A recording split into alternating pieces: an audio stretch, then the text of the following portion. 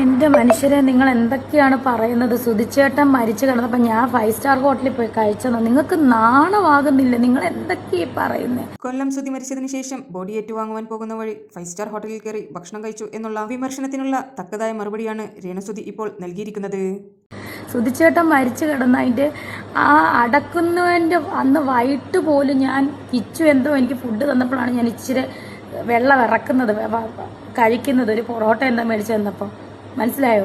അന്നത്തെ ദിവസം അറിഞ്ഞപ്പോൾ തൊട്ട് ഞാൻ പച്ചവെള്ളം ഞാൻ കുടിച്ചിട്ടില്ല, കാപ്പി പോലും കുടിച്ചിട്ടില്ല. ഞാൻ അതിന് സൂചിച്ചേട്ടൻ്റെ ഡെഡ് ബോഡി കൊണ്ടുവരാൻ പോയിട്ടില്ലല്ലോ. ഫ്ലവേഴ്സിലും 24-ലും ഒന്നും ഞാൻ പോയിട്ടില്ല.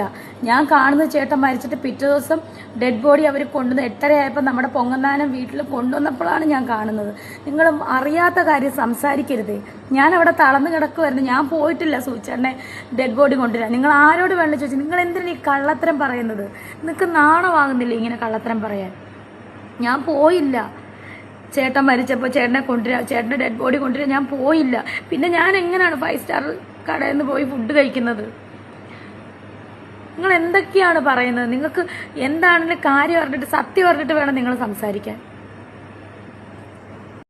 കിച്ചുവിൻ്റെയും ഷെഫീന ബീവിയുടെയും വീഡിയോ കണ്ടവർക്കറിയാം രേണുസുധിയെ അല്ല കിച്ചുവും ഷെഫീന ബീവിയും പറഞ്ഞിരിക്കുന്നത്. അവരുടെ അളിയനെ കുറിച്ചാണ് ഈ പറഞ്ഞിരിക്കുന്നത് എന്നുള്ളത് രേണുസുധി കേട്ടിട്ടില്ല എന്ന് തോന്നുന്നു. എന്നാൽ പാതി കേട്ടവർ ഇതെല്ലാം ചെയ്തിരിക്കുന്നത് രേണുസുധിയാണെന്നാണ് വിചാരിച്ചിരിക്കുന്നത്. എല്ലാവരും ഇപ്പോൾ രേണുസുധിയെയാണ് പഴിചാരിക്കൊണ്ടിരിക്കുന്നത്.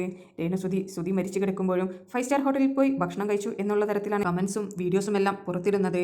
എന്നാൽ ഈ പറഞ്ഞിരിക്കുന്നതെല്ലാം സഹോദരി ഭർത്താവിനെ കുറിച്ചാണ് എന്നുള്ളതാണ് യാഥാർത്ഥ്യം. കിച്ചുവിന്റെ വാക്കുകളിലൂടെ മനസ്സിലാക്കാൻ സാധിക്കുന്നത് രേണുവിന്റെ സഹോദരിയെയും ഭർത്താവിനെയും എല്ലാം സംരക്ഷിച്ചിരുന്നത് കൊല്ലം സുധിയാണെന്നാണ്.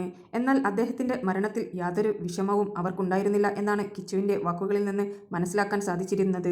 കിച്ചു ഇങ്ങനെയെല്ലാം പറഞ്ഞ സ്ഥിതിക്ക് രേണു ഒന്ന് വീട്ടിലേക്ക് വിളിച്ച് അന്വേഷിച്ചു നോക്കൂ, അന്ന് യഥാർത്ഥത്തിൽ എന്താണ് നടന്നത് എന്നുള്ളത്. നിങ്ങൾക്ക് വീഡിയോ ഇഷ്ടപ്പെട്ടിട്ടുണ്ടെങ്കിൽ ഒരു ലൈക്കും ഷെയറും സബ്സ്ക്രൈബും ചെയ്യുവാൻ മറക്കരുത്.